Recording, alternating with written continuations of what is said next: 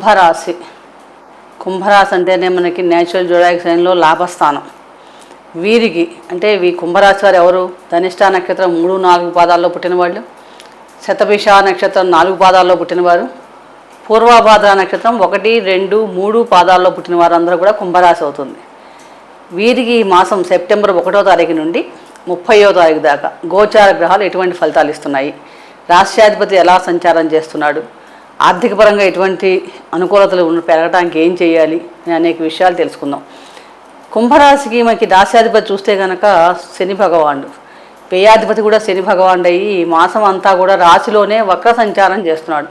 అంటే శని గ్రహం వక్రించింది అన్నప్పుడు సహజంగా ఏమవుతుందంటే పనులన్నీ నిదానంగా అవటం మొదలెడుతుంటాయి. అన్నమాట వెనక రాశి ఫలితాలు కూడా ఎక్కువగా ఇవ్వడం జరుగుతూ ఉంటుంది. అలాగే ముఖ్యంగా ద్వితీయ లాభాధిపతి గురువు చతుర్థంలో సంచారం వలన ఈ నెల మీకు మంచి అవకాశాలు అందిపుచ్చుకునే అవకాశాలు కూడా కనిపిస్తాయని చెప్పొచ్చు. అంటే అవకాశాలు చాలా మంచిగా మీకు ఎదురవుతాయి ఈ మాసంలో. కాబట్టి చక్కగా వాటిని మనం సద్వినియోగం చేసుకుంటే కనుక ఉన్నత స్థితి ఎదగడానికి ఒక పునాది వేయడం కూడా ఈ మాసం కారణం అవుతుందని చెప్పవచ్చు. అలాగే ఆర్థికంగా చూసినప్పుడు చెప్పుకోదగ్గ ఆర్థిక సంపదలు, ధన సంపదలు లభిస్తాయనే చెప్పవచ్చు. ఈ మాసం మొత్తంలో కూడా మీకు సహజంగానే ఆరోగ్యం చాలా బాగుంటుంది.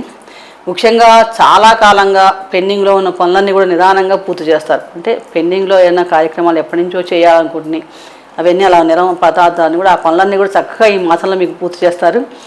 పంచమంలో తృతీయాధిపతి కుజుని సంచారం, దీనివల్ల విద్యార్థుల్లో కొంచెం ఏకాగ్రత లోపించినప్పటికీ కూడా ఛాలెంజెస్ని సవాళ్ళని ఎదుర్కొనడానికి సిద్ధమవుతూ ఉంటారు. అంటే ప్రతి పని ఛాలెంజ్గా చేయాలి అనే తపన వీళ్ళలో ఎక్కువ అవుతుంటుంది. కాబట్టి కొంచెం శ్రద్ధ పెంచుకోగలిగితే, ఏకాగ్రత పెంచుకోగలిగితే వీరు చక్కగా మంచి విజయావకాశాలను అందిపుచ్చుకుంటారనే చెప్పవచ్చు. ద్వితీయ భావంలో రాహు సంచారం శని నక్షత్రంలో సంచారం చేస్తున్నాడు. దీనివల్ల వృత్తిపరంగా కానీ వృత్తి ఉద్యోగాల్లో కొంచెం మనకి శ్రమ, ఒత్తిడి అధికంగా ఉండే అవకాశాలు ఎక్కువగా ఉన్నాయి. ముఖ్యంగా భాగ్యాధిపతి శుక్రుడు కేతువుతో కలిసి సంచారం అష్టమంలో సంచరించే సమయంలో కొంచెం అనుకోని అంటే ఇబ్బందులు రావటం కానీ, ధన సంబంధమైన విషయాలు కొంచెం ఏమన్నా ఆగిపోయి రావటం కానీ, ఆర్థిక సంబంధమైన విషయాల్లోనూ కుటుంబ సంబంధమైన విషయాల్లో కొంచెం కొత్త సవాళ్ళు కానీ ఛాలెంజెస్ కానీ అకస్మాత్తుగా రావటం, ఆకస్మిక ధనలాభాలు రావటం రెండూ కూడా మనకి ఈ మాసంలో గోచరిస్తున్నాయి. అంటే ముఖ్యంగా మొత్తం మీద ఏంటంటే ఆల్రెడీ కుంభరాశి వారు కొంచెం ఏలినాటి శని ప్రభావంలో ఉన్నారు. అలాగే రాష్ట్రాధిపతి నవంబర్ 4వ తారీఖు దాకా వక్ర సంచారం చేస్తున్నాడు. ఎప్పుడైనా సరే రాష్ట్రాధిపతి వక్ర సంచారం చేస్తే మన జన్మ జాతకంలో కనుక శని వక్రించి ఉన్నాడు అనుకోండి, ఆల్రెడీ వాళ్ళకి ఎవరైనా కుంభరాశి వారికి శని వక్రించి ఉంటే వాళ్ళకి ఈ సమయం చాలా మంచి ఫలితాలు ఇస్తుంది అని చెప్పవచ్చు. అలా కాకుండా జన్మజాతకంలో శని మామూలు స్థితిలో ఉండి రుజుమార్గంలో ప్రయాణిస్తూ ఇప్పుడు వక్రించడం వలన కొంచెం పనులన్నీ నిదానంగా అవ్వటం, అనుకోకుండా కొంచెం కొత్త సవాళ్ళు రావటం, ఛాలెంజెస్ ఏర్పడటం ఇలాంటివి ఉండే అవకాశం ఎక్కువగా ఉంది.